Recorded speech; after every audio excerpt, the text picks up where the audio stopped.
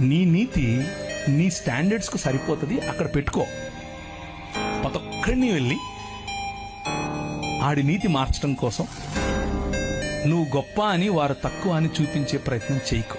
అది మతం. రాజ్యం ఏం చెప్తుందో తెలుసా? కలుపు, పిలువు, స్త్రీల కోసం నిలబడు, పిల్లల కోసం నిలబడు, బలహీనుల కోసం నిలబడు, బడుగు బలహీన వర్గాల కోసం నిలబడు.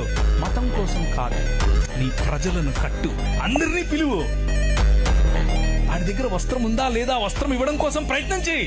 వీలైతే పెద్దన్న వ్యవహారం వద్దు, తండ్రి వ్యవహారం.